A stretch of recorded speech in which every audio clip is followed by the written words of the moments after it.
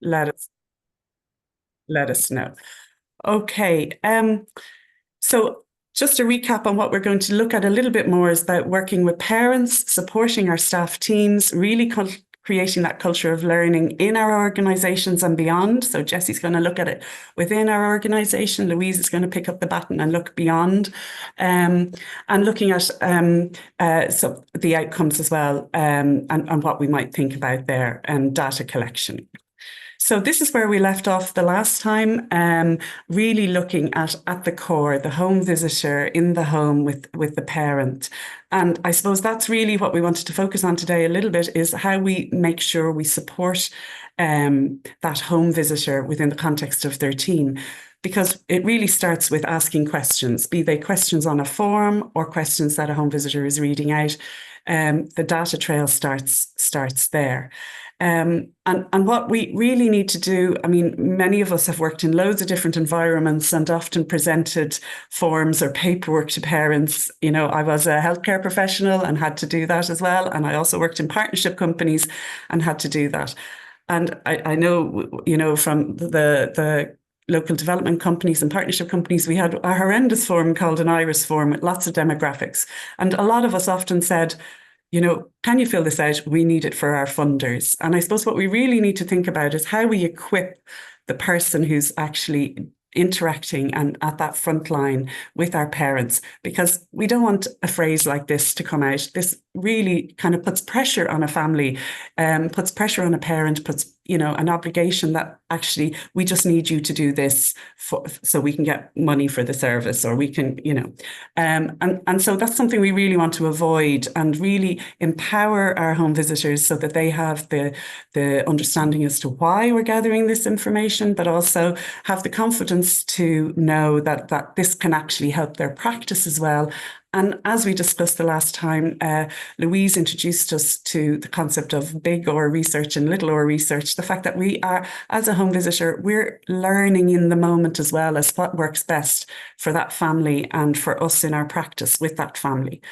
And so with that in mind, I just wanted to share with you a story about the importance of questions to our practice. And this quote, as you can read there, this arose as part of the consultation of the development of community families, where we asked parents a range of different questions to inform the development of the programme. And one of the questions was, what training do you think home visitors should have? And we got a range of different answers, but this one parent told us that she felt knowledge of mental health was really important. And, you know, she then outlined the rationale for that. And having received a service now on her second child, and having had a child when she was quite young with her partner, she revealed on her first child that she had actually really, retrospectively, she realizes now, she was suffering from postnatal depression. But she didn't have the language of the words to make that explicit. And the saddest part was that she also said her partner knew, but they never spoke about it. They couldn't put words to what was going on for her at that point in time. And so it's really kind of often as home visitors, we're going in and out to homes, we're relying on what parents will choose to share with us, but we might be missing things. We might not be picking up on the cues, or maybe the cues are masked because people don't want to share something deeply personal to them. And obviously they're not obliged to. But in that context, this mum was really saying, I really wanted someone just to ask me, am I okay? How is my mental health? How am I doing? Not necessarily to be an expert in mental health. And I think we all acknowledge that's not our role as home visitors. And it's part of the humility, I think, of many home visitors going in and saying, well, I don't know anything about that particular area. It's not that we have to know it all, but at least we have to build the capacity of the home visitors to be able to hear and respond appropriately to what's said, and support the parent then to access the supports and services they might need. So this was really an eye-opener as we shared it back to the home visiting team about why it's so important to ask questions. As a result of this, you know, one of the tools that we have adopted with community families, and it's very much a an ongoing process. We started over a long period of time looking at outcome measures and looking at tools and trying them out and so on. And one of the things that we definitely would recommend is trying them out, because in the context, in a safe context, asking parents, would you mind trying this out with us and giving us your feedback? And this is what we did with the Warwick Edinburgh Mental Wellbeing Scale. And I just want to share with you some of the feedback that the parents told us from that experience. One mum said that she saw herself through a different lens. Another mum, a different mum to this mum, said wasn't able to find the words she was experiencing, but by ticking a box on the form, she was able to open a discussion about how things were for her. The parents also said to us that they wanted this measure to be used at different intervals, and they all said they'd wished they'd been asked these questions earlier, that they opened up honest conversations with which others might not have, which otherwise they might not have had. And that really does tie into the National Maternity Experience Survey. And one of the strong feedbacks on that was parents felt they weren't asked questions postnatally about how they were doing in their physical and their mental health. So it's in line with that. So it's really about then the benefits of asking questions. So questions can really be an intervention, and they can improve practice in that very moment. It's challenging because we're not sure how parents are going to respond to the questions. So we really need to equip our home visitors to manage themselves in that space and manage perhaps then the conversations that might arise after those questions in terms of supporting the parent. And I suppose it's really, as a parent myself of a child with additional needs, I'm very mindful of being asked to fill in multiple forms and not being given any of the sort of follow-up or feedback about how I felt about these forms or what I thought about them or anything like that. Very coldly dispatched with forms, which is not the way we would be advocating you do it. But each time you fill them out, even though I'd raise my eyes and say, oh, here we go again, another form, I've always learned something. I've always thought, oh, I've forgotten about that, or I've taken my eye off the ball on that, or that, So it's really about, in that context, if we can choose our questions very, very wisely and very, very carefully, very, very sensitively, and very much in tune with our parents and the relationships we have with our parents, they can be pretty profound in terms of how it can improve both our practices as home visitors, but also the experience for parents. The other thing about questions, I suppose, is if there are standardized questions within services and home visiting programs, it can promote equity and ensure that all areas are covered and you're not missing something. So it's a safety layer as well to make sure that every parent is receiving the same service. Now, we strongly advocate that there's a time and a place. You don't go in and on automatic pilot ask questions. You have to read the room, know if it's the right time, check in with parents. But if it is right, it might mean that there are those families for whom there's lots going on. They might need more visits in order then to have the time to address some of these questions. And then the last point is the point that we're all here for. With parents' consent, with their informed consent, can we then use some of this information to learn more about the programme in terms of data gathering? So home visitors are our data gatherers. They're at the front line doing the very, very crucial research, as it were, or learning. And I just really stress the importance of what we need to put in place for our home visitors in terms of supporting transparency, their confidence and their ownership of why they're doing this. Because if they obviously go in and ask families to fill in forms and the home visitor is nervous about it themselves, then, we have to make sure that the right message is being sent to parents as to why these forms are being, presented. And I say presented because we're inviting parents. Nobody is obliged to fill out anything. And we really need to own that when we're going into homes. And obviously the most important thing there around trauma-informed practice. And we really need to understand how parents may have had past experiences of filling in forms and how negative it may have been in the past. And that's something we don't want to repeat again. So very much, this slide, I suppose, sums it up. we really need to have an ongoing program of support and supervision and reflection and learning, both individually with our coordinators and our leaders of our home visitor programs, but also within our team. And I suppose that program training is crucial, but that's at the start. So we do need stuff on an ongoing basis. That the role of our coordinator as a go-to person, if you've come out of the house and, things haven't gone as you had intended, you need to have a space where you can go back to your supervisor and say, this happened, this is how I managed it, having that immediate supervision and support following your work in the home. But outside of that, then there's so much training as well that's required in terms of, I mentioned trauma-informed practice. Obviously, the core of all the home visiting programs is relational working, and it's really important that the delivery of this way of working must be done in that relational way, and to bear that in mind. Now, in terms of kind of expertise, home visitors we're not psychiatrists, we're not counsellors, we're not experts in mental health. But we do need to have an awareness of some elements. And there's so much information there and training. And particularly in terms of the adult mental health, there's HSE training, certainly in terms of, and some of the wording that's in that training can be really helpful in terms of the assist training, or some of the HSE suicide prevention training, which seems kind of extreme, but the language and the wording that can be given can be really helpful for people on the front line. But as you can see, home visitors need to have an awareness of a range of different areas, but not necessarily be experts in all of those areas, because we're very much a gateway to the support services.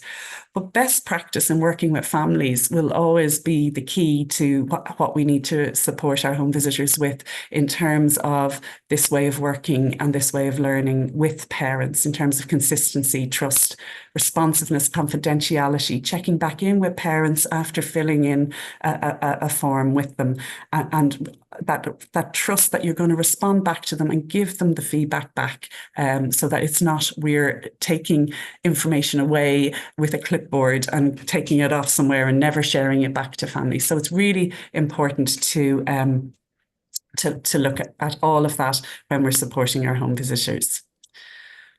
Okay, one thing I should have said at the start, and I'm just going to say again, is we could probably spend a whole day on each area that we're going to introduce. We're really very much raising an awareness on all of this. And I suppose we just wanted to flag, and because it would be remiss of us not to address this as part of this sort of training, is the importance of data and data protection and GDPR and so on. And I suppose one of the things when we're gathering data, it's really helpful that some of these forms and processes can seem incredibly daunting, and the language is not something that's familiar to us. We're not data process, all the language is just kind of sort of alien to us. But simple things can be really helpful. And I do, in terms of kind of looking at what is the information we're collecting and having what we call a data map, or what I'm calling a data map. I'm not sure if that's the correct technical term, but really a map of everything we're collecting, and really a rationale for why we're collecting it. Do we actually need it? What are the limits? What are the benefits to us from a practice point of view, but what are the limits from us from a learning, data, research point of view? And having a justification for it, that you really own that and you know why you're collecting what you're collecting. That's really important and can be shared with parents if you want, so they can understand why you're asking all these questions. Obviously, designing it in a parent-friendly way would be really important. And that concept of data protection impact assessment sounds again quite complex, but really does help you just think that through, that whole process of what measures you've put in place to protect the security of the data, and the consent, and not just consent at the start, but parents have to be very clear that not every conversation they have with you has been taken down as data, and that they really need to know what are the times that what they've said to you is being collected as data. So it's not just a piece at the start, it's very much a piece each time. And I do think then that process of presenting either a form or something out of your usual routine of working with families makes that a little bit more explicit, and they realize, oh, I'm filling in a form now, so this is going somewhere, and obviously being transparent about that. And having clear information with parents as to what information is being gathered and why you're asking them to share that data, and that they have every opportunity to refuse to do that at all points.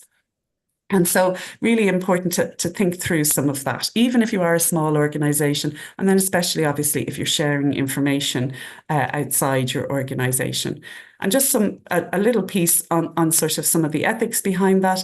Again, myself and Louise were chatting about the different terminologies and in terms of informed consent. And I've just been looking, Louise introduced me to a concept called process consent, which is that ongoing consent throughout a process. For me, I don't know, the word fresh seemed good as well. I came across that as well in terms of just because you've asked it at the start, you may need to remind parents that this is a point at which we're gathering data again. A lot of this is very self-explanatory about the confidentiality and data security, risk management, but also harm and safety. And we're very much aware of child protection and anything within the data that might flag a concern. But respect and sensitivity too. And I suppose we've put that in there as well around the power dynamics, because as a service deliverer, you know, parents are, if they want the service, they're at a less, the power shift is different. You're the ones delivering the service and offering the service who have access to provision of support and to access to other services. And so there is a power imbalance there that we really need to be mindful of when we're asking families to participate and share their data. And then that piece there around feedback and debriefing and going back to share data back to parents, which I'm not going to say we've got it covered, and Jessie's going to pick up on some of this later on.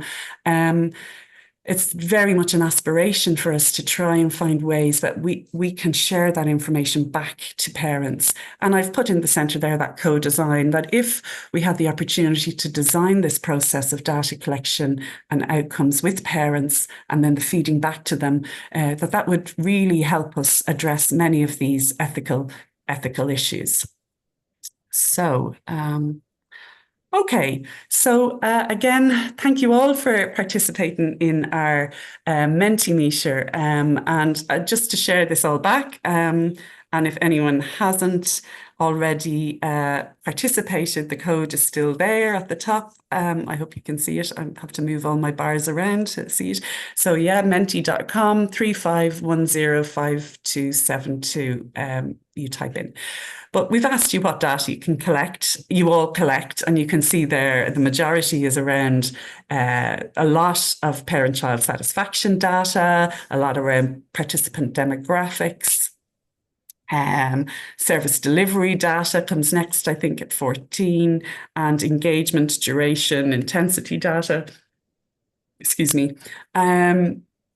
Staff training data as we're going down in terms of it, interagency working, and then the other piece around kind of community demographics. And I suppose I put that in there really to think about how we might measure whether the profile of our families meets the areas we want, meets the need in our areas. Are we meeting the right families? And we can only do that if we can marry the families that we're seeing with kind of local data representing the community. And that's very hard to access, but it's an ongoing challenge for us all. So that's very, very interesting. Thank you all for sharing that. The next slide, we had asked you about what data your organisations collect. And again, we can plough into this a little bit more detail. But some of this here, I think you can see there, the number referral to other partner organisations, ethnicity, geographical area data, the numbers of families that received a service, the level of support, the level of need of support. We have SDQs there and TOPSI, pre and post measures, capturing where a child and parent are on the continuum of need, and all relevant data, sort of more organizational type data relevant to governance and HR, rather than family specific data. So a range of different data there that you all shared with us there. Okay, so I think at this point it leads me to introduce you to Jessie. And I'm just going to make sure I can give Jessie control. Oh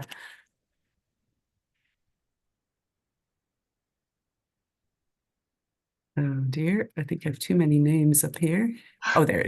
Yeah, I've got it here. Okay, Jessie, you should be able to have control there. Lovely. Thanks, Susan. So my name is Jessie and I'm with Let's Grow Together in Cork. So I just wanted to share our experiences of data collection and developing a data collection program. So I'm the information reporting officer and I have a research background, and I know that not every home visiting program or site or organization has a research dedicated person. But some of the things that we're doing and some of the ideas I'll share possibly could be used even if you don't have a dedicated person, but just think about how you could work within your team to implement some of the things.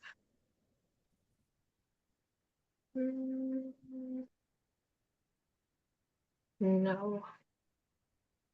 There we go. Okay, so I know Susan talked a little bit about this, but there are a few different types of data. So I just wanted to talk about those a little bit, and then I'll talk about how we decided on which one of them to collect for ourselves.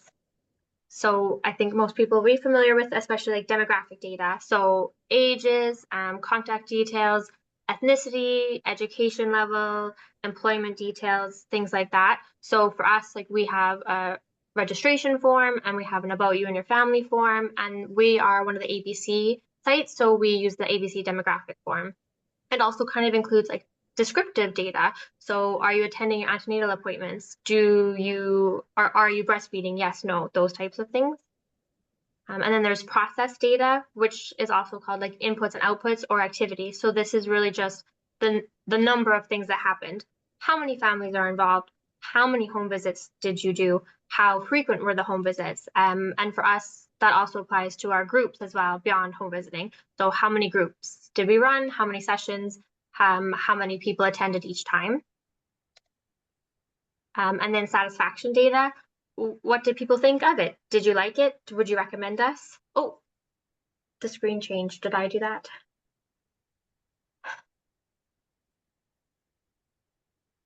Sorry, I wasn't watching where I was putting my mouse.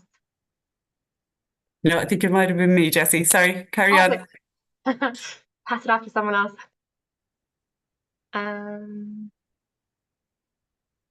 Just a sec. So satisfaction data. So for us, we have a feedback survey at the end of either a group or when a family closes to home visiting, and we just ask some satisfaction things.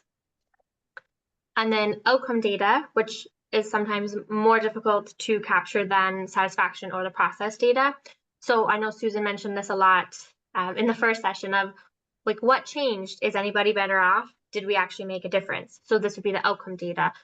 So this would often be a standardized outcome measure. So Susan just mentioned the TOPSI. So is there a change from pre and post in the TOPSI? And the final one I have is value data. How important is what happened or changed to you? So we asked, oh, did this make a change? Or on a TOPSI there was a change, but then to ask the people involved, was that important to you? Does this matter to you? So, oh, is anybody better off? Or there was a change, but did it matter to the people actually involved? So then I'll just talk about sort of our process and our journey. And Susan mentioned it's not a sprint, it's a marathon. And I know Louise in our last session, she had the picture of the line and then it went all squiggly like this and then went crazy over here. So it's like that. It's not just, oh, we did this and then this and then this, but we talk about things and then we have different opinions because we're a team of different people and everyone has different ideas. And then we make a decision and then we try it out and then we make a change and then we try something different and oh, that didn't really work, so we'll do something, change it again. So that's one of my takeaways is that just try things, and if it doesn't work out, then you can just change it. It's okay. So for our demographic and process data, we have a registration form. We have a paper and an online version. So we get some of our demographics through the registration form. And sorry, there's just a delay. So I said we're one of the ABC, so we use the ABC demographic form. And again, we have a paper and an online version. So on both, we like to capture from 2 caregivers, if possible, the demographic information. So we do ask caregiver 1 and caregiver 2. And then our process data is, again, like how many people were involved, how many visits. So every month, our home visitors and the rest of our team fill out a monthly return. So they say, so at the bottom, the home visiting number of active cases in the month, how many visits there were, how many cases closed, and then how many children were involved in home visiting and how many caregivers were involved. So that's just like the number of people involved.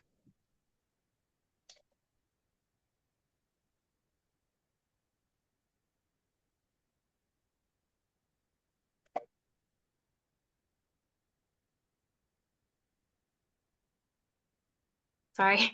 So then for satisfaction and value data, what we do is we have a feedback form.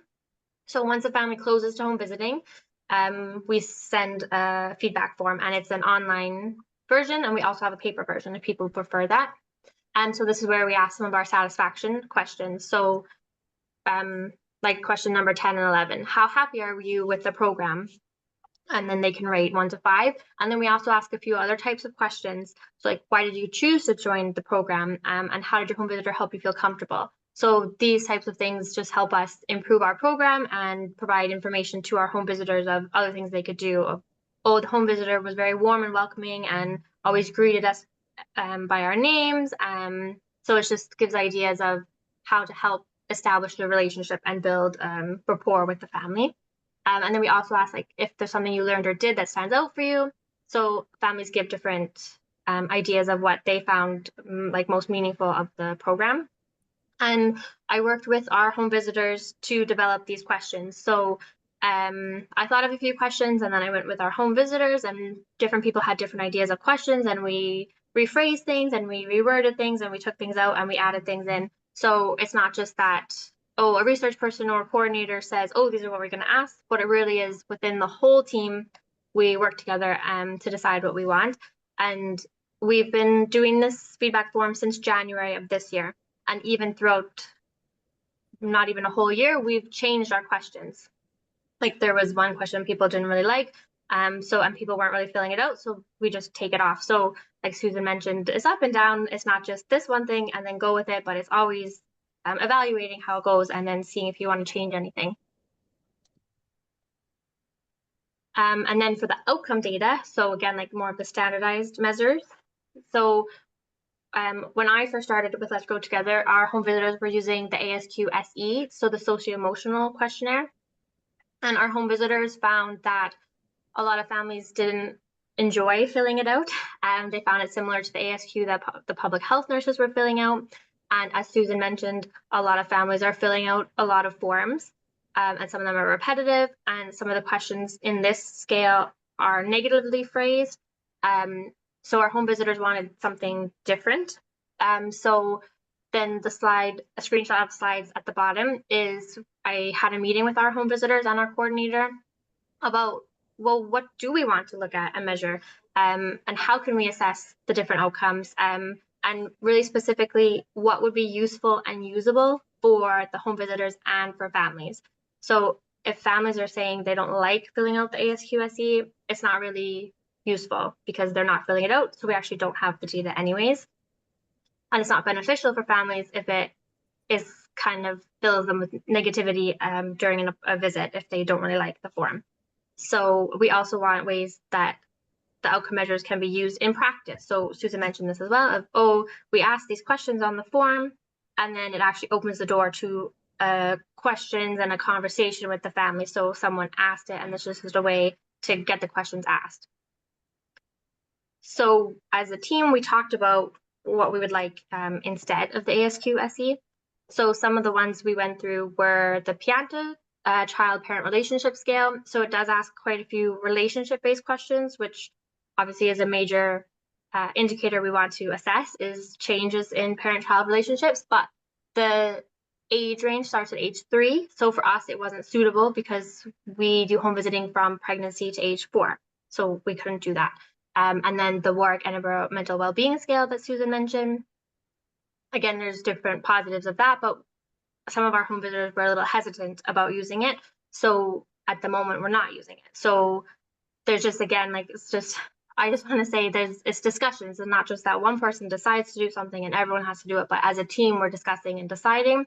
And then some things we decide, oh, for now we won't do this, but then we can come back to it later. So it's up and down. And then the TOPSI is what we actually decided to use. So we've started using that since September of this year, so just a couple months. And it more asks from the parent's perspective, I feel like this. I feel I'm able to do like this. So we wanted to see how the parents were feeling. And then the Piccolo is a video observations, which we are not using because we don't really have the resources to be doing that, although it would be an ideal gold standard of having the observations. But it's something to think about, and maybe we could take ideas from it. But just as an idea of our process, that we talked about all of the different outcome measures. There was a few other ones. And then we just discussed the pros and cons and feasibility within our team of what we would be able to do. And then that's how we made a decision to go with the TOPSI.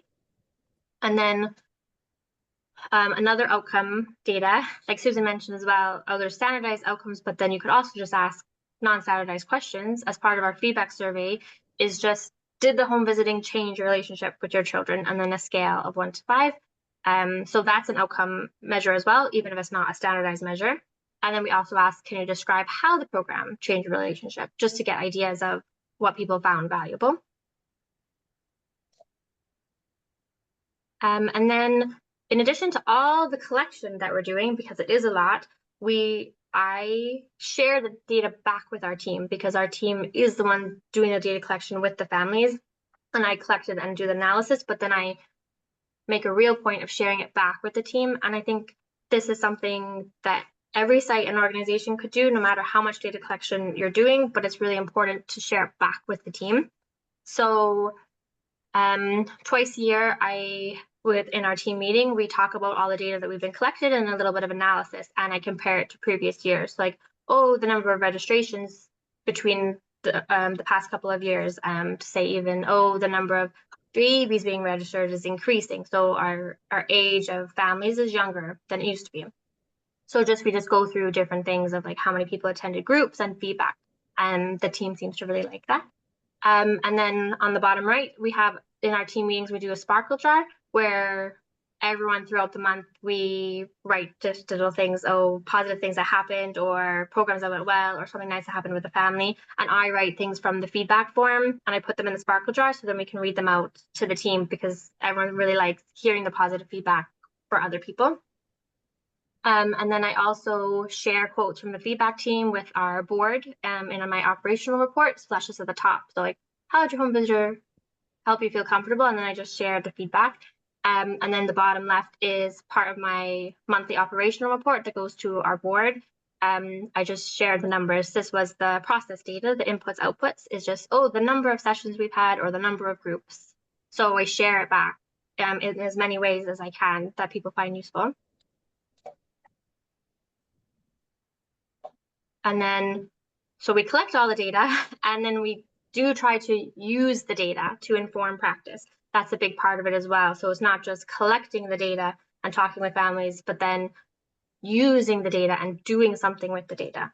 So the registration data we collect, we help plan groups. So I mentioned, oh, we're getting a lot of babies registering. So we've actually added more baby massage classes or groups because there's a lot more babies. And then the age of children and wait time. So, oh, there's a large wait time for PEEP 1 to 2. So then we'll have another PEEP 1 to 2 group instead of PEEP under 4 group.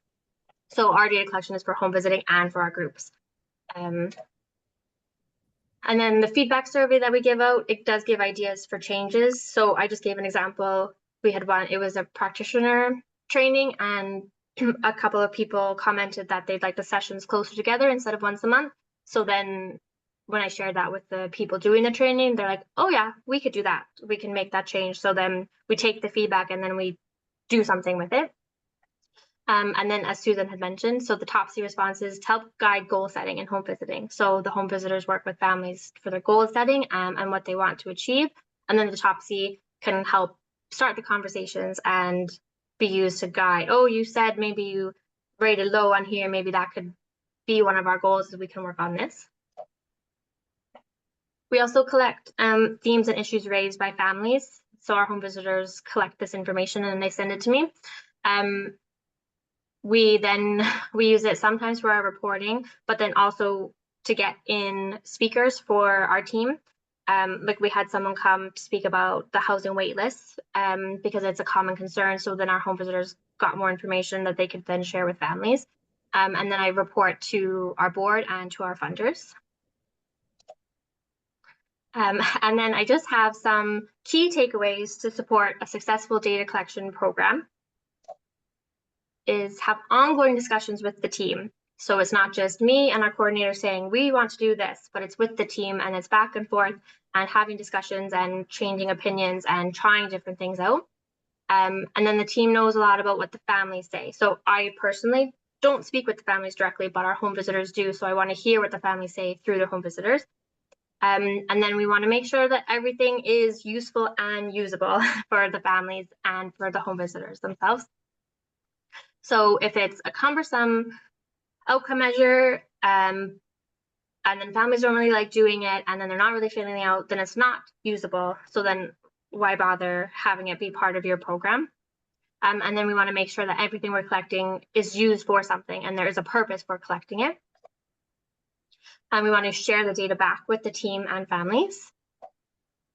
And most importantly, don't worry about trying something that doesn't really work out. Think about it and then try something different. It's an ongoing journey, and just start small and don't panic about it. We just have to do our best.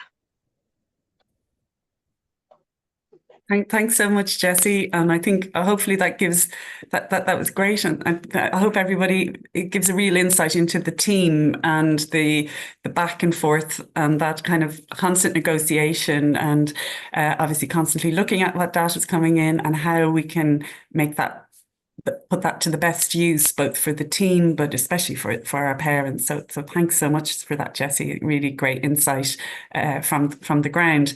And I suppose Jessie's covered, and I'm really delighted as well, covered a number of different measures there as well, and teased out, Let's Grow Together's thinking around why they chose different ones.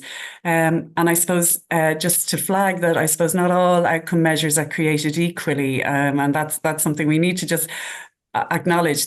For some, there are costs involved, both in terms of the licenses and also the training. For others, Jessie mentioned you can have standard questions that you ask everybody, but maybe they don't have the same psychometric properties as other tools or other measures, which have been tested for their reliability and validity in terms of making sure they are actually measuring what they say they're measuring. Like if it's a parent stress thing, that they're actually measuring parent stress, and that it can be used with a variety of different people and different people as the interviewer or the people presenting it. So there's lots to consider. I mean, the other things to consider are whether there's an existing Irish database already there, so we can compare the results.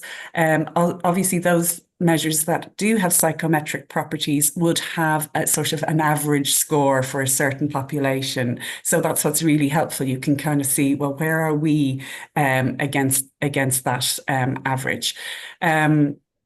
And then the wording, because as Jessie mentioned, there's huge benefits to those questions we word ourselves, and they can be standard wording and format that we might use within our team or across sites, but they may not have the psychometric properties. But just to be careful then, because sometimes we can ask questions in a leading way and we just have to be really mindful of that.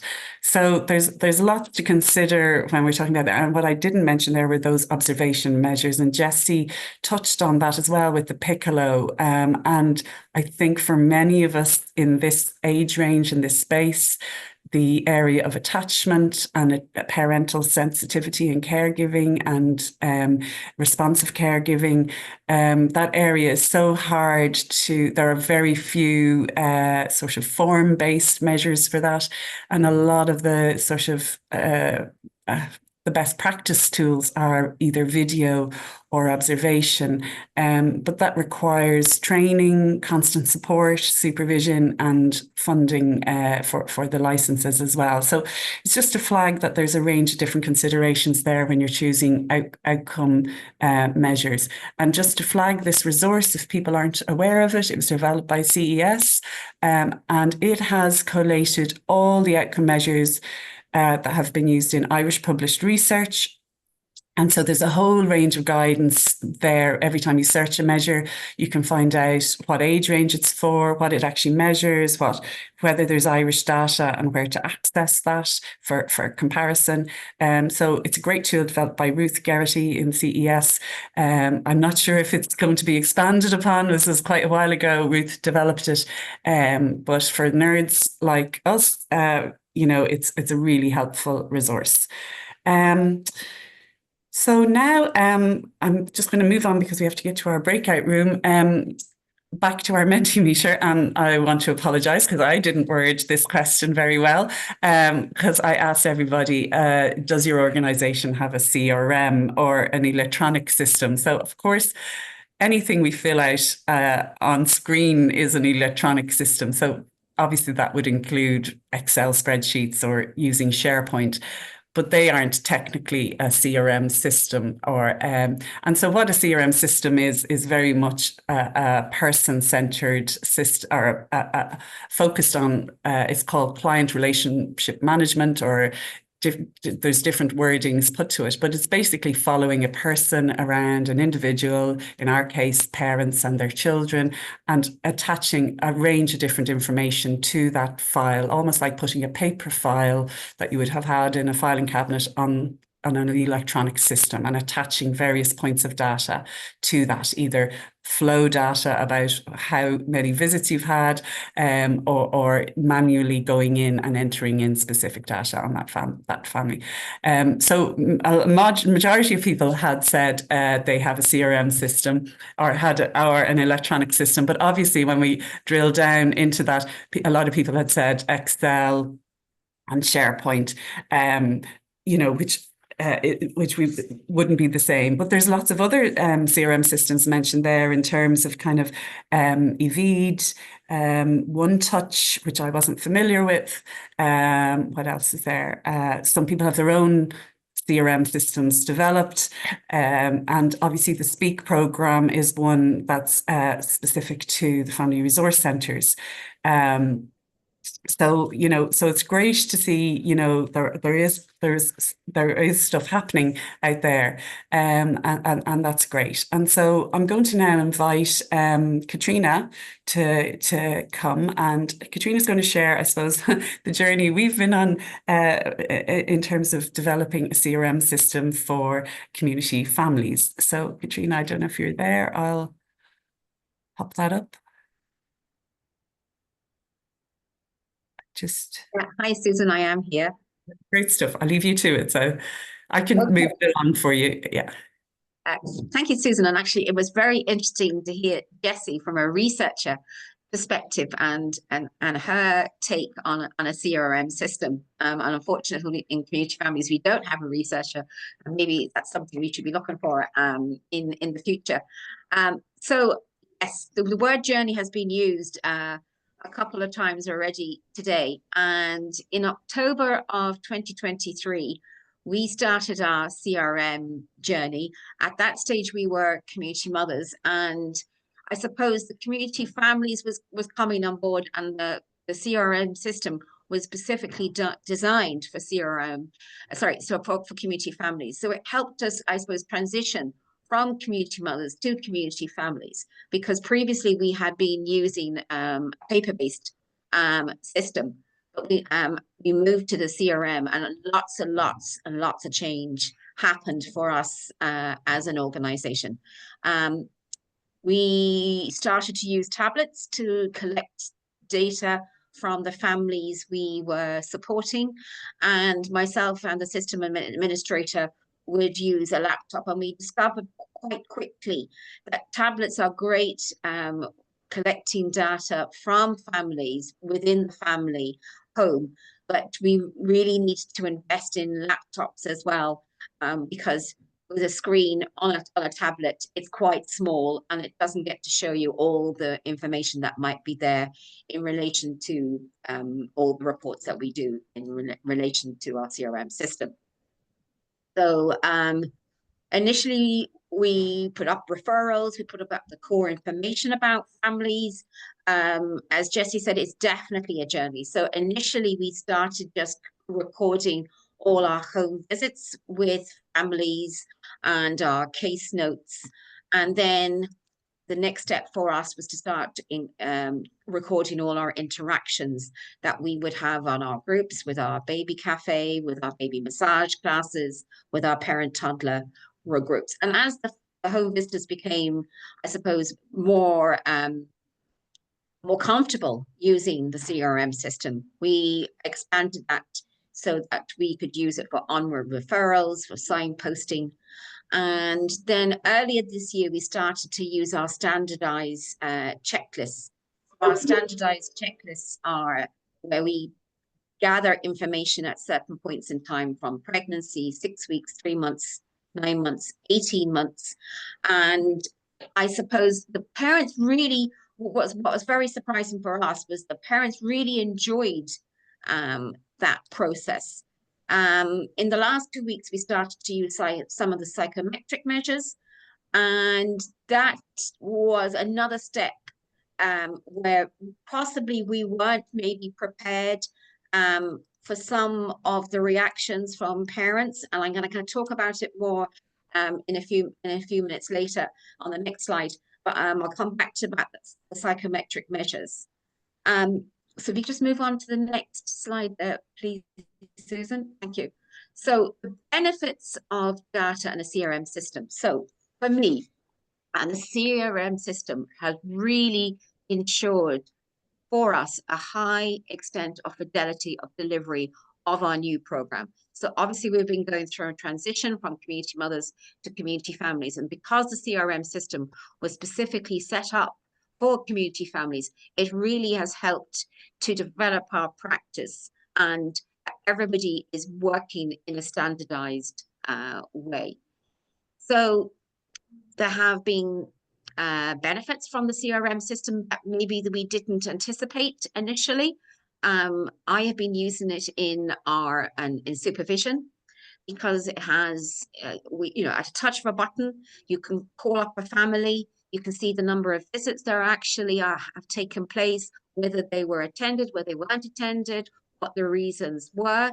So it really has given us a snapshot with the family at a touch of a button, what's going on for them. Whereas previously to that, you had paper forms and it was complete and utter nightmare. But through that process, I've started to see there may be specific learning gaps that maybe particular staff need more support on. So again, we've discussed that through our supervision. And again, when you're tracking visits, you might see particular patterns of behavior with a family. Maybe they are cancelling visits a bit more than we thought.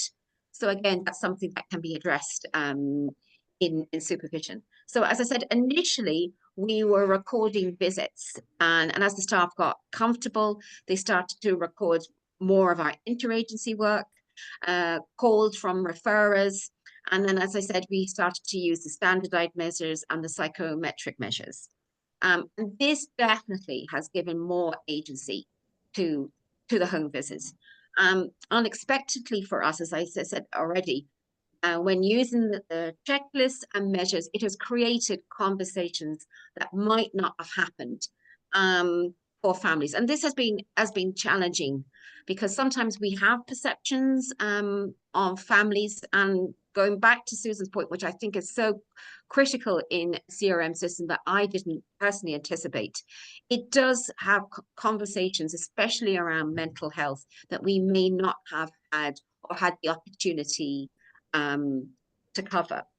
So the feedback, and certainly in relation to the standardized measures, have been very positive for the families. But I think when you're gathering data, you need to be very cognizant that it's a two-way process. Yes, we need the data for either for our practice, for our funders, etc. But it's also there to kind of identify maybe issues that particular families are having. Like, for instance, one of our home visitors this week was using one of the measures. It was one, I think it was the parenting scale measure, and the mom got really, really upset about that conversation. So the home visitor stopped it there and said, look, we can go back to this at another time, because she's having issues with her older child and she has a new baby. And maybe we were a little bit too forceful trying to get this working for our system. But really, it was a case of we stopped it there and gave the parent the time that she needed. And yes, that measure can be used at a later date. So, challenges. So you could call that a particular challenge, but as an organization, a CRM takes time. We never anticipated the amount of time that it was going to take. And me personally, as a manager, I felt it was important for me personally to know how the system works. So knowing how to put, not just to rely on your system administrator, to know how the system works, because I think that was a key point of getting buy-in from our staff. It does take time for the home visitors to become, and you definitely have to take it slowly. You can't overwhelm them by expecting them to know everything from the very, very, very beginning. And I suppose the one point that for me personally as a manager, it has created a lot of reports, and trying to find that time at the moment in a very busy schedule where we have waiting lists which we didn't previously have before is very, very challenging. So I think from a management perspective, what I'm learning is I need to kind of make my week, my month better in order to give the time to analyze, because there's no point in creating data unless that data you yourself as a manager can look and share with your teams as well.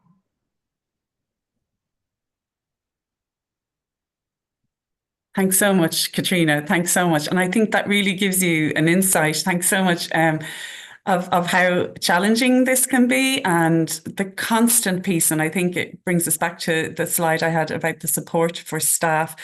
You know, you might think you've covered all in the first sort of training you've done, but it's an ongoing support, an ongoing training, and looking at what supports our staff need.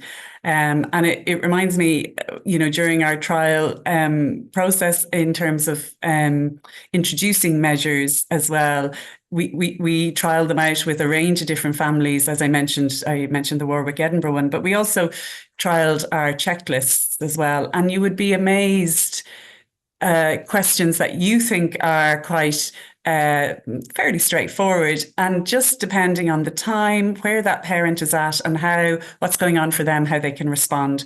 So two examples are, one, as I said, one of our home visitors was trialing out our simple checklist, and it just asked, you know, do you have any health, disability, any needs? It was quite a generic question. There was no mention of mental health, and like Katrina outlined there, the home visitor received kind of a frosty response from the parent, and maybe reticent about asking the question and why they asked the question. And so as part of this trial, you know, the home visitor was delighted to come back to me and say, well, Susan, you know, that didn't work. You see, now I asked that question and I got this response from the parent. But just before she did that, she visited the parent again And the parent herself brought up the conversation and said, do you remember last week you asked me that question? And explained how she had reacted that way, and then outlined what was going on for her in terms of her mental health.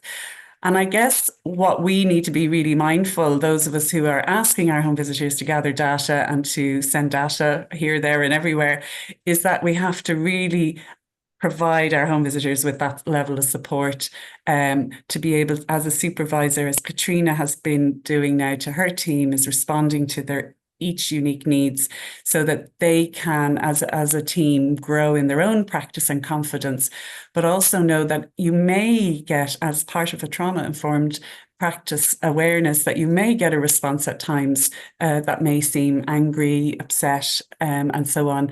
And as Katrina said, that the most important thing at all points in time is the parent themselves and the relationship they're having, not the data and the need to gather data.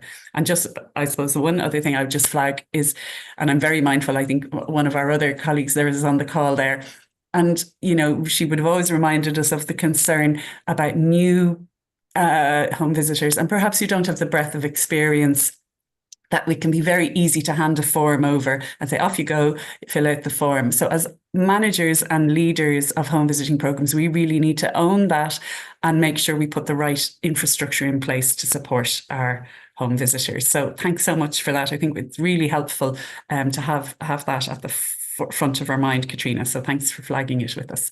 We're 5 minutes over. And we're going to go to our breakout rooms now. So Michelle has been busy preparing the rooms. And I suppose we have two questions. Can we, again, you were also so organized last session. So hopefully we have the same. If you can nominate someone to report. And we have two questions. Having heard everything from this morning, what do you need as a manager to support your team in this way of working? And you've heard both Katrina's experience and Jessie's experience. So how do we support the team, the home visitors as an individual home visitor in their practice, but them also as a team? And then what you might need in terms of organisation there. And I suppose Katrina's flagged the pressing nature of the day-to-day work and the need for time to analyse and to explore things. So what do you need as a manager for your organisation to support this way of working?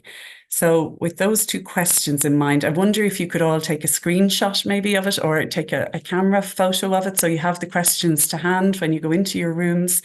And we're going to ask Michelle to break us up. And let me just check what time we come back at. I think, so if we come back at 20 past 12, that gives us 20 minutes. And we look forward to having your feedback. Is that okay? Have I done everything right, Michelle? Yeah. So Yeah. I'll be invited now soon.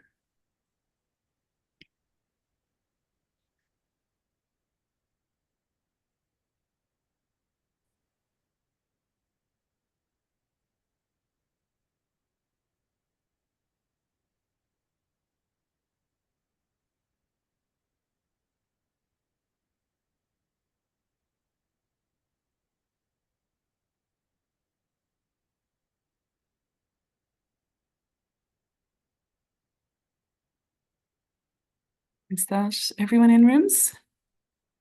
Oh, I wasn't assigned a room. Yeah. Do you want to? I think Michelle probably Yeah, kept I'm not a manager. give us a bit of a break. Oh. But you're more than welcome. Do you want to pop into one? Oh no, I'm okay. The others haven't gone in.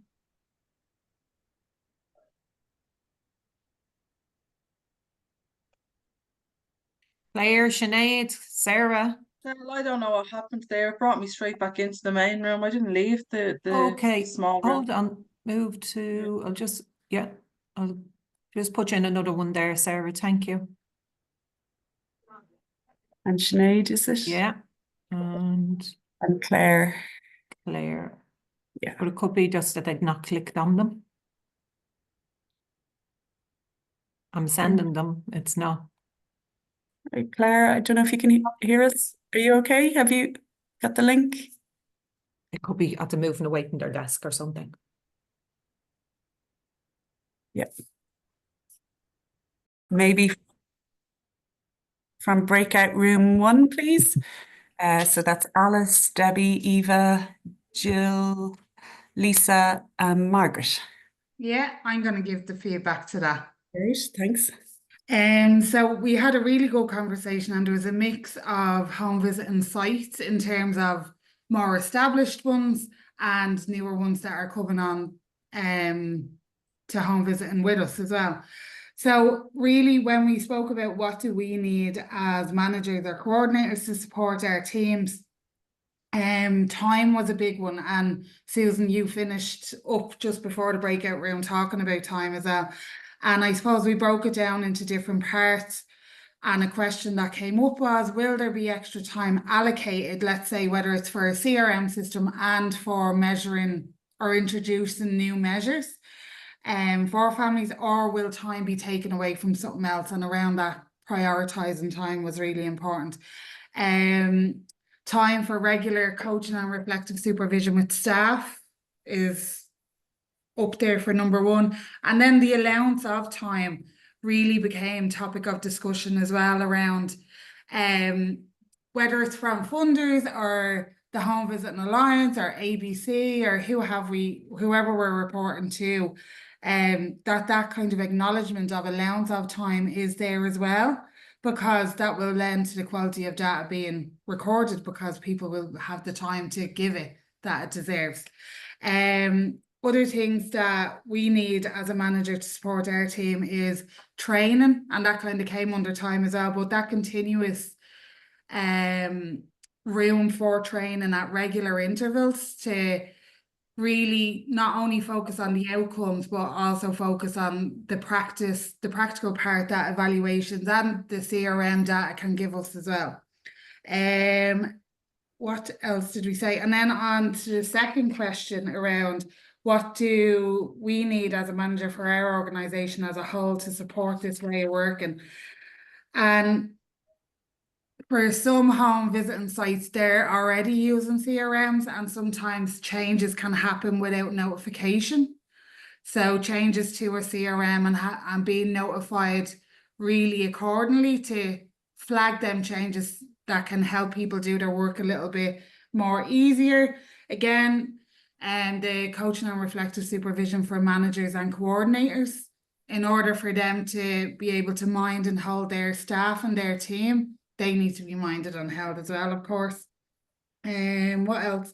Agreement of realistic kind of, I suppose we can all get carried away with measuring data, and we want to find out all the information we can from a family, but there needs to be an element of realism with it as well, of what's achievable, and that kind of lended itself to a conversation around monitoring the impact of recording this data or rolling out different tools with families, that it can impact the quality of home visiting relationships at times. And then there was a question as well around, if there's different programs within a home visiting site and a family kind of moves through different phases, will that data be able to kind of follow that family to really give a definite representation of the outcomes for that family moving through the program? That's kind of where we're at. Lots of, you really got there. I don't know if I told them to shout at me if I forgot anything, so. Really comprehensive feedback. So loads of great questions that I certainly don't have answers for, and that are great to have for us to flag. And I think you've hit on everything. And lots of, just really great feedback and great questions. Yeah, thanks so much, room 1. Room 2. Yeah, that's a hard act to follow, but I'll give it a go. So again, we said issues around like access to IT, training, time. We did mention that. Also as well, a piece that we spoke around was keeping it simple, as in the language. So when it comes to aim, objective, outcome indicators, really explain to management and to home visitors, what do we mean by those words? Like, we said about bringing the team along, like, because realistically the home visitors are in the homes every week, and like that they know the mom dad best, in the sense that like if mom's in form of answering the questions this week, if you get me. So really, really important to bring the team along. It's a whole piece of work, and also then including other management, board of management as well. Again, going back to time, and that they will have a greater understanding of what you're spending your time on and the reason why. We spoke about building it into the, I suppose, the culture of the organisation. That's part of the infrastructure. So therefore, if you were to do a review on it, say after 12 months, that you give the staff the feedback, like, why are we doing this? Like, what is the benefits of it?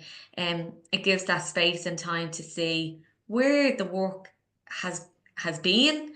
I suppose then that allows to see what maybe other training and supports that is needed.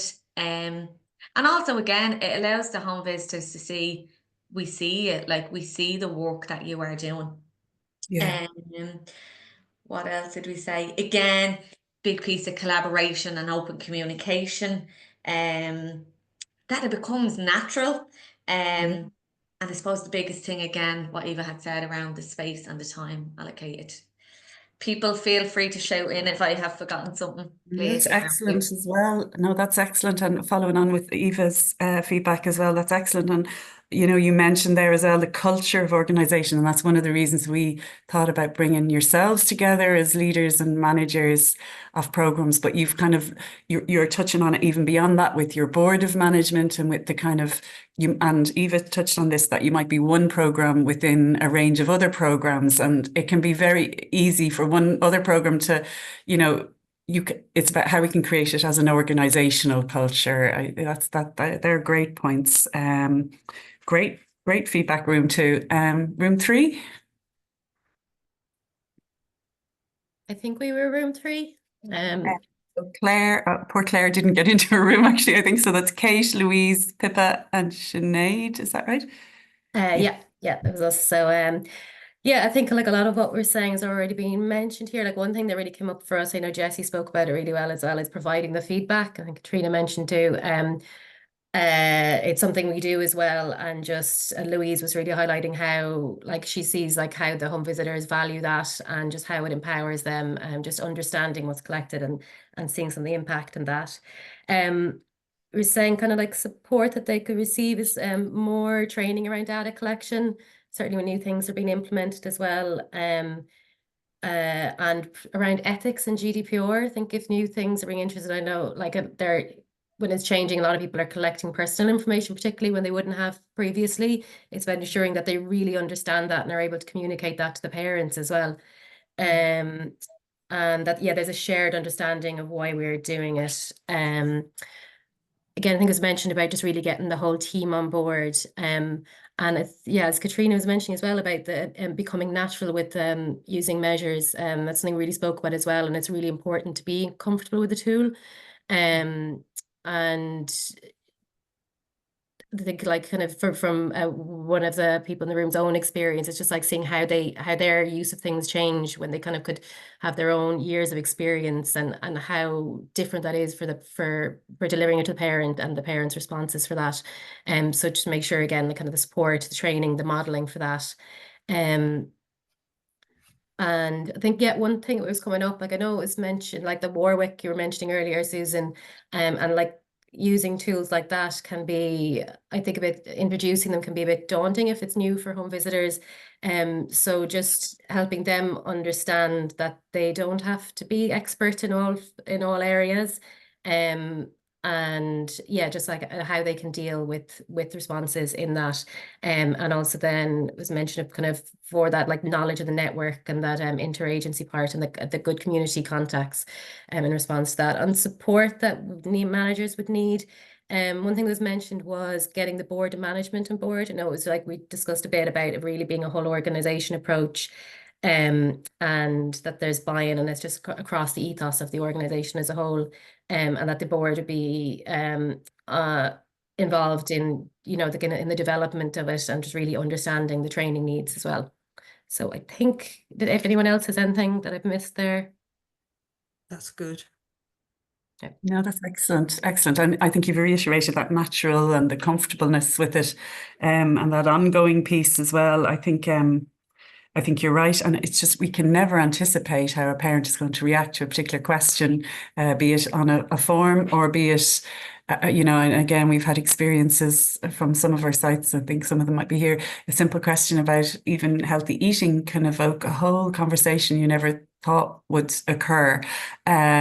So it's almost like, I think one of the things we often talked about as a home visitor, you can never know what you're going to meet when you cross the threshold of the door. And it's almost like trying to equip our home visitors, regardless of whether we present a form or not, with whatever a parent might want to discuss on that particular day. So yeah, no, that's great feedback. Thanks so much, Kate. That's excellent. And so that was room 3, room 4. Hi, Tom Foley here.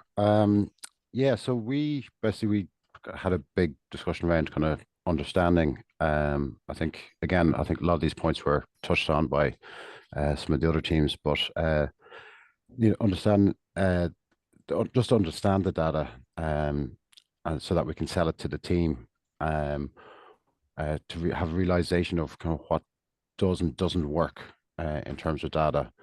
And why the data is being taken,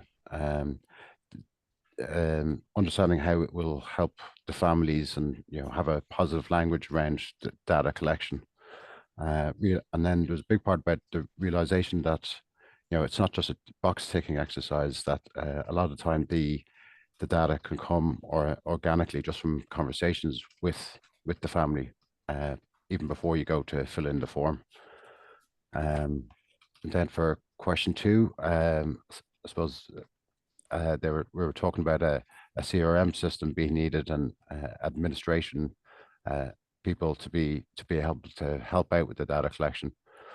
Then again, big part on time and training for the home visitors, and realization that some people take longer to understand the system, and so they might need extra training.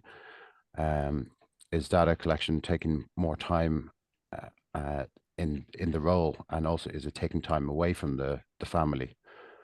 And then also that to be the need for flexibility around data collection. It doesn't need to be done on the very first visit. It can be done the second visit, because obviously meeting with the family, trying to gain that trust, but also finding a way to do data collection that suits the needs of the home visitor. So it might be a case of the writing it down on paper before they enter it into a system. So I think that was pretty much everything we got. Hope I didn't miss anything. No, that's great, Thomas. Thanks so much. And you've touched on lots of different things there. Obviously, very practical things about administration support, the practicalities of CRM and time again. Yeah, and I'm delighted. You mentioned about and it goes in tandem with the theme, I think, of today, which is really going at parents' paces. And I think that's something we try to instill, is not producing forms on the first visit. So, I think that's a really good point in terms of just allowing the relationship to form. And, in the first, we can be... And I think, we can always get caught up in the moment of having to get the information. So again, we constantly remind for some of our checklists that it's a conversation. It's not a thing that has to be done. I think somebody mentioned box ticking. So it's about equipping, isn't it, really, the people at the front line knowing, and Katrina touched on that in her presentation, about you don't need to come out of the home with the form filled. The most important thing is to come out of the home and know that your relationship with the parent and that their situation is intact. So yeah, lots of great points there. I'm probably talking too much, so I'll go on to room 5, please. That's Carol, Debbie, Imelda, Jill, Lauren, Eileen. Hi, Susan. I'm talking for room 5. I feel like it's the Eurovision. This is the jury.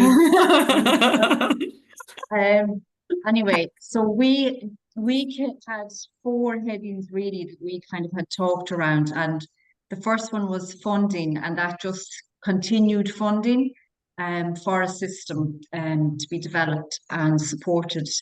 That we also spoke about that when home visitors are working to full capacity, that impacts on their time. So that was the other heading, that time allows for reflective practice, which is really important when you do have these tools available to you, and they do, provoke very strong emotive reactions in families that we're visiting. So it's that reflective practice around that. And that also time is needed for training. That was the other heading. That training takes time. Yeah, no, I'm here on a training, so if you hear this beside me. Mary, I think someone's just not on mute there, just to flag. I don't want you to have a conversation that we all hear. Sorry, Imelda. There's another jury trying to take our vote. No, so time and training, and also we spoke about supervision. So they're all pieces around that reflective practice, and that really those pieces feed into the quality of the work that we do and how important that is when we're working with vulnerable families. That's great. Yeah, also people were talking about in rural areas that travel impacts on time. So all of those pieces. So if anybody else wants to add from room 5, jury, feel free. Thanks, Susan. That's excellent feedback from the jury in room 5. And I think you've just touched on something there that someone else mentioned as well. We must remember, and one of the reasons we are called managers and leaders and coordinators of the programs together is because you're holding the whole thing. You're holding the support for the team, and you're also sending messages up. But you've mentioned there the importance for reflective supervision and someone else mentioned it as well, for managers and leaders. So I'm tight on time now, so I'm going to run to room 6, the jury in room 6, which is Claire, Jackie, Nikki, Ramona and Sue. Sorry, I will be quick if I can unmute myself. It's a lot of echoing what others have already said. The big one for us was time, in terms of time for training, time to make sure that the new staff having their confidence built, and maybe home visitors who are more experienced have when something changes or we're asking them to do something a little different, that that there is space and time to develop soft skills, to have that collaboration and communication within the team, and to kind of one big thing that came up for us was peer learning, and how important that is for home visitors to hear from each other about their experiences, and to sort of foster that open and honest communication when you're in supervision all together. As an organization and as a manager, the sort of our collective feeling was that there is a huge need to know the system really well to be able to guide the team. And a big piece for the organization question was just to make sure that everybody knows why are we doing this? Why is this important? Which that kind of builds back into the the confidence piece, and the knowing when to ask the questions and when to pull back a little bit, and so on and so forth. And we talked a little bit about that the data that we're capturing is sustainable, and that it's useful, and that it also captures the breadth of work that we do for funding applications and reports, and all the other forms that we have to fill in. I think that they were the main topics.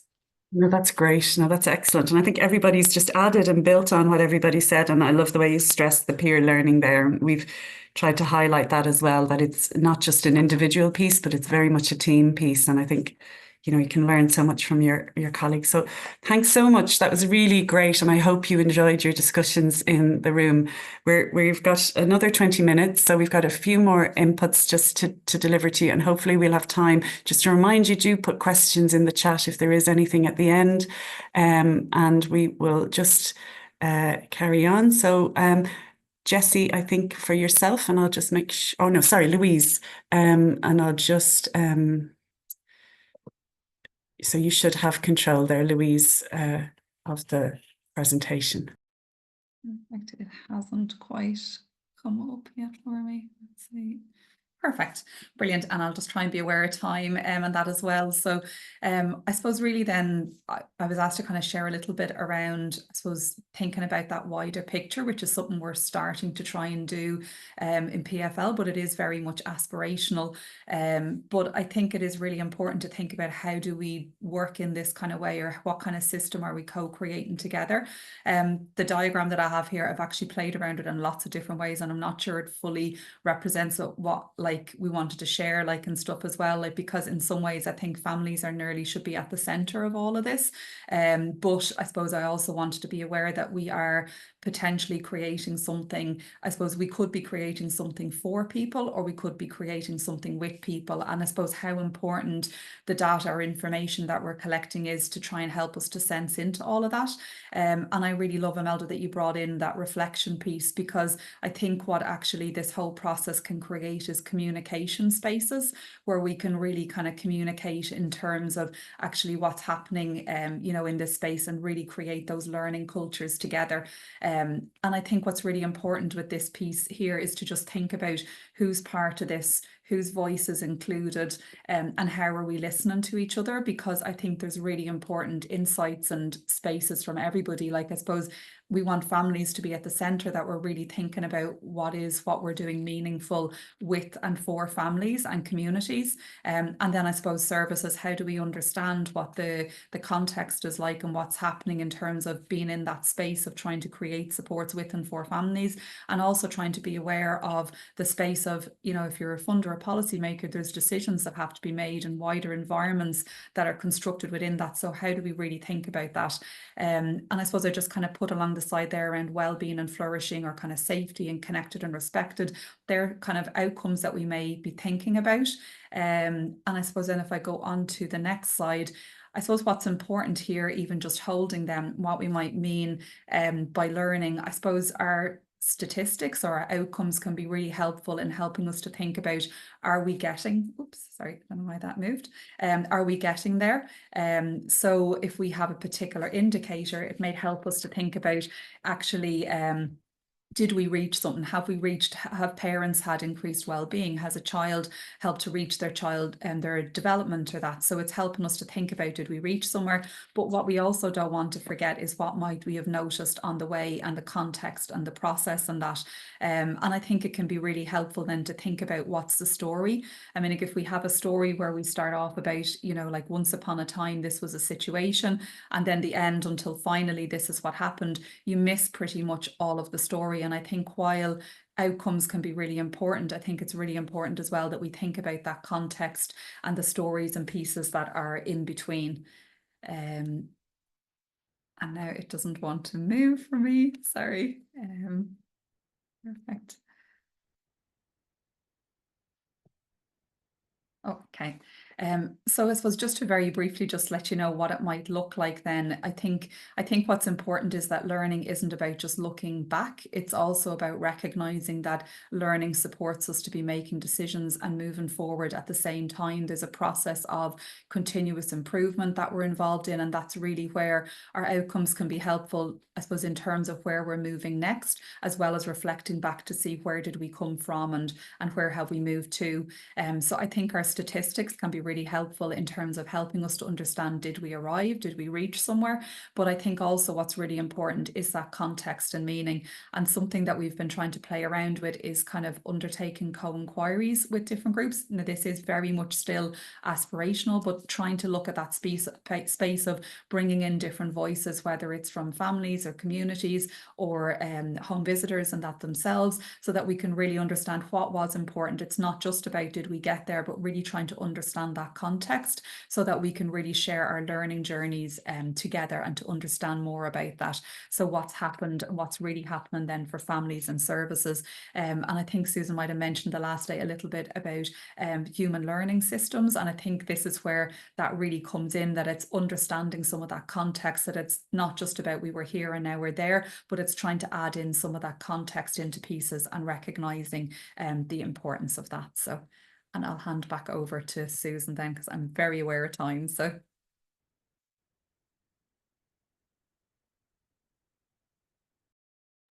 Thanks so much, Louise. Sorry, we're playing around with the remote control here. So thanks so much. And I think Louise has just hit on that really important piece. And I think we've learned an awful lot. So much can happen for a family that's beyond your control, that's happening outside in the system, in the wider context. It could be about referral rates in your, even the current, crisis in recruitment of PHNs can have a huge knock-on impact as to the outcomes you might likely want to have an impact to deliver on. So I think that piece of co-inquiry, inviting our wider stakeholders into our learning to try and understand, well, why things are happening is crucial. So thanks so much for that, Louise. I will try and Jessie, see if you would like to take control there. And it's over to Jessie, and Jessie's going to just touch on that piece that we've tried to reiterate throughout, which is how we include families. So Jessie, are you okay there? Yeah, thank you.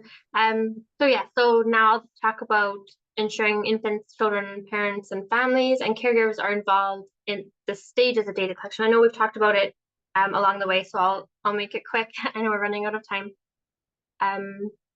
If it goes, once again. There we go. So I'll just share this. It's called the Ladder of Co-Production, and I put the link for more information in the end of the slides. There's references, so you can go when Susan shares the slides for more details. So it just kind of outlines different levels of co-production with families. So starting at the lowest rung of coercion and educating, and I don't know if any of home visitings are doing coercion, but just doing to people. So people are just sort of like passive recipients of like information given to them, or making people fill out a form. And then doing for, so more like engaging and involving people and families in what you're working on. So like consultations, or like active engagement of getting different people's opinions and having them try something out and then give feedback, and then trial something with changes. And then up to the top of doing with, so more of an equal partnership. So co-design and co-production. So this is the ladder of like, co-production is the highest at the top, but you would also have to think about what's realistic and feasible to do, and like different projects or programs or groups or things you're doing could be appropriate at a different level. So it's not to say that, everything we're doing should be at co-production with families being an equal partnership, but because some things more of a consultation or even informing is what's appropriate. So it's important not to strive for everything to be co-production of families being equal exactly with everything, but think about what's appropriate for what you're working on. And then on my next, I just have some ideas of how you can reach and involve families at the different levels on the ladder. So I know it's been mentioned a lot, especially in the breakout room. So during home visits and groups, so the questions in the outcome measures, conversation starters, and even like paper and online forms, or a paper form that a home visitor does with the family. So just different options for working with different people. And I know it was mentioned in the breakout rooms of we're not doing it in the first visit. So I know earlier in my previous talk, I talked about, the outcome measures, and we're doing them, but it's not in visit one. You get to know the families and work on the goals and build a relationship, and then bring in the outcome measures. So then other things, like we have a parents forum. So if we have questions about things, or we're developing something new, or we want to try a different group or program, we can bring it to our parents forum. So that's more of like engaging and co-designing on the ladder. And then having different focus groups. If like, we want to have questions about a specific thing, like, we're doing a new form for something, I can bring it to the parents forum and do focus groups to get their feedback and engagement. And then social media is a great way to reach families as well. This would be more of like educating and informing on the ladder of, we're sharing information about our groups and registration information, or we're sharing content and events from our partner organizations, or tips of different activities children could be doing. So that's just another way to reach families. And also important to like make your documents accessible. So make sure that any form, or like demographics form or outcome measures are easy to understand and in different formats. And we do research here, so we write research summaries that are written for families and not just researchers in universities. and summaries of documents or policies. So if we have like our privacy notice it's a long policy. So I wrote a 1-page summary that's for families, so that's more accessible. So that's just a way to reach for families for information.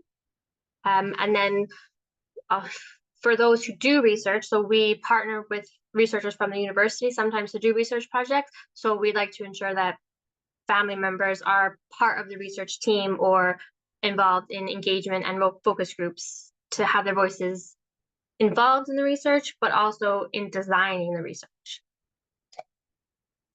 So to speak quickly, so just my key takeaways to support successful family partnership for data collection would be think about which rung on the ladder would be appropriate.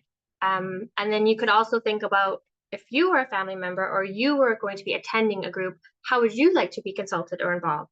Like I mentioned, we don't need to be aiming for co-production on every program and every decision, but think about what would actually be appropriate for that topic. And try to reach out to families in multiple ways. And then if you have a parents forum or advisory group, I actually value it. Don't just have it and say we have it and then, oh, like a checkbox, but actually listen to what they're saying and see about how you can incorporate their ideas and opinions and what they have to say into what you're doing. And then, like it's been mentioned before, it's a journey. It does take time and planning and commitment to actively engage with families in this type of way. And then similar to my previous presentation is don't worry about trying something, realizing it's not really working, and then think about different ways of what you want to do. And again, start small and don't panic about it. Thanks. Thanks so much, Jessie. And I think, the concept of co-production is referenced in Ireland, but in like the UK, in Scotland and Northern Ireland, there are co-production hubs. There's a whole infrastructure dedicated to co-production, and Northern Ireland has produced a huge number of documents in the health service as well around co-production. So there are some links at the end in terms of resources if people are interested. As well, the Parenting Network was involved in delivering a conference seminar on co-production a long time ago, but I think there's videos there as well. And in terms of how we can, as Jessie flagged, whether it's appropriate for every element of the service, but even as Jessie mentioned, that co-design. So even in terms of the outcomes we want to choose and how we want to measure them, how we could possibly design that with parents and then through that have that process mapped out and then come back. And there's a whole load of different tools available to support that way of working. Okay, so we're just at the end, really. Just the last few pieces are just to thank you all again for your feedback. We did ask this question about what do you need to create a culture of outcomes-focused learning within your team and with your families and your interagency partners that you work with. And, you can have a look there on the screen, and I'm just looking at it here. There's another page. That it's very much feedback similar to the feedback everybody gave already, and mentioning culture and cultivating a working environment that's focused on this, and ongoing training, as it were, and external support, funding, partnership, really very much a focus on partnership as well. And one thing that's there, and this is why we had this particular session, is continued training in leadership and management, because this, there's a lot of asks of you as the coordinator and the manager. So really, I mean, it's good to see that was flagged as well. So we'll obviously incorporate all this into the report that the Home Visiting Alliance are developing under What Works. And this last piece, where people are at in whether they do share feedback to their participating parents. And you can see this is out of 5. So, that's something we're not great at, and we'll all put our hands up. Everyone I think in the room would say it takes an awful lot of time. And Jessie flagged about how we have to kind of be mindful of how we present it back to parents, and that takes time. It's I think Winston Churchill used to say, I needed a lot of time to write a very short letter. It's easy to write a big long-winded, if you've got all the jargon to churn that out, but to actually distill it down into meaningful and accessible information does take time.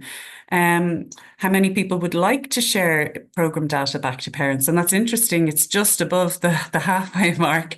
Hopefully people after today's presentation we'd rate that a little bit higher, and we'd all like to share that feedback back to parents. And then in terms of requiring support for that is probably in line with the previous question. So thank you to those who did fill in that Mentimeter at the start. And it'd be really interesting to do that Mentimeter again after the session, really, because you know, you might think on things slightly differently. But that brings us to the end, and we have a few minutes for questions and answers. And I think, sorry, Louise, I did move my cursor to check what questions might be in the chat while you were presenting. So I'm just having a look here, and I don't know, Michelle, if you've been keeping an eye on them. If